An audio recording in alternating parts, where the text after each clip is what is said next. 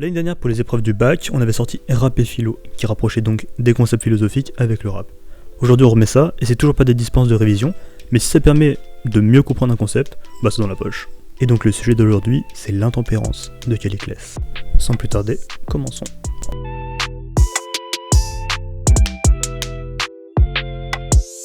Avant de présenter la notion de l'intempérance concrètement, on va revenir sur son auteur. On le connaît beaucoup sans le connaître, Platon, c'est un type un peu passe-partout.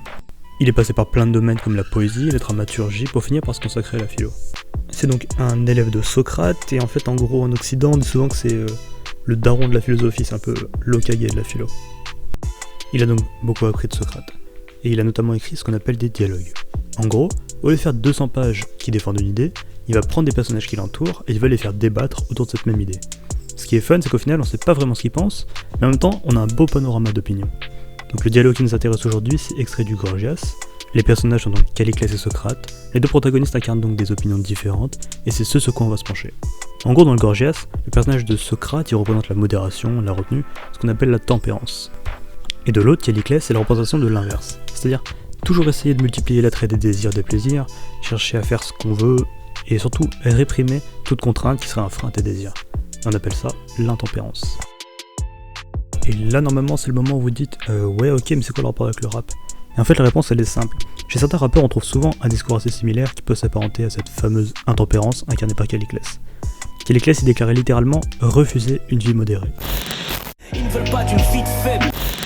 En 2019, l'équivalent, ce serait de refuser ou de rejeter la vie, avec des guillemets, traditionnelle, c'est-à-dire de travailler de 8h à 17h pour 1200 €, et de s'en contenter.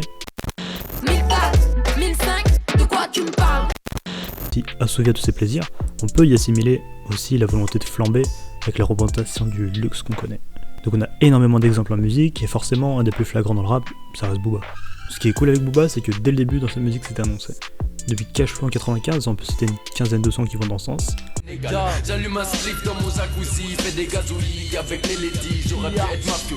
Pour l'instant je rappe, j'ai des comptes en Suisse. Vas-y baby, commande du poulet, mais laisse-moi la cuisse. Je bouffe tous les jours au resto, et si c'est bon, j'irai voir le patron, j'achèterai le cuistot. On retrouve beaucoup cette insolence et ce mépris envers la vie, avec des guillemets encore une fois, banal. Le paroxysme, ça doit être sur l'album Westside, puisque c'est à cette époque où il s'enrichit vraiment avec l'argent de Panthéon et de temps mort. Il était flamboyant et ça a vraiment donné lieu à ses meilleurs égoteries. Beaucoup le considèrent comme son meilleur projet, il marche sur l'eau à cette époque, et il est vraiment au sommet. Du coup, le curseur de son insolence et de son intempérance, ils sont au top.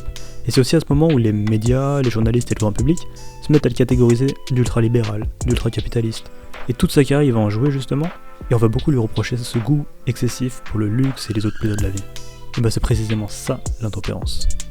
C'est marrant parce qu'on dirait vraiment qu'on en parle dans toutes nos vidéos, mais on peut encore citer Scarface avec Tony Montana, qui lâche son taf et qui, peu importe les conséquences, il veut le monde, Chico. Et tout ce qu'il y a dedans. QLF. En gros, dans le film, le personnage de Tony il est ultra intéressant pour ça parce que au départ, c'est un réfugié cubain qui arrive à Miami et qui veut absolument tout. C'est-à-dire l'argent, les femmes, le luxe, le pouvoir, etc., etc. Peu importe les barrières, il veut vraiment les atteindre à tout prix, même s'il perd tout ce qui l'entoure. De Palma, il arrive super bien à le mettre en scène et on le voit grave dans les scènes du restaurant et de la piscine, qui sont vraiment les climax de cette fameuse intempérance. Mais promis, on fera un épisode rap et Scarface pour justifier notre amour et l'amour du rap français pour ce film. En bref, Caliclès, il disait que justement, au lieu de les réprimer, il faut laisser aller ses propres passions, ses grandes sautelles.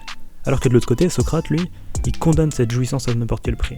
Pour imaginer ça, on a qu'à imaginer que c'est une conversation entre Booba et Kerry James. Kerry James, ce serait du coup celui qui serait plus raisonné et modéré, face du coup à Booba l'intempérant. Genre c'est vraiment une conversation entre les deux. D'ailleurs, on a cité Booba, mais ça aurait pu être n'importe quel autre rappeur qui aurait choisi cette voie, quitte à aller jusqu'à se consumer quoi. Enfin bon. Donc voilà, et ben j'espère que vous avez mieux compris la notion d'intempérance, par Platon en tout cas. Généralement ça peut tomber si c'est le chapitre du bonheur ou du désir, ou ailleurs, enfin, on peut toujours le placer je pense. Donc voilà, vous connaissez le refrain, abonnez-vous, suivez-nous, etc. etc. Tchuss.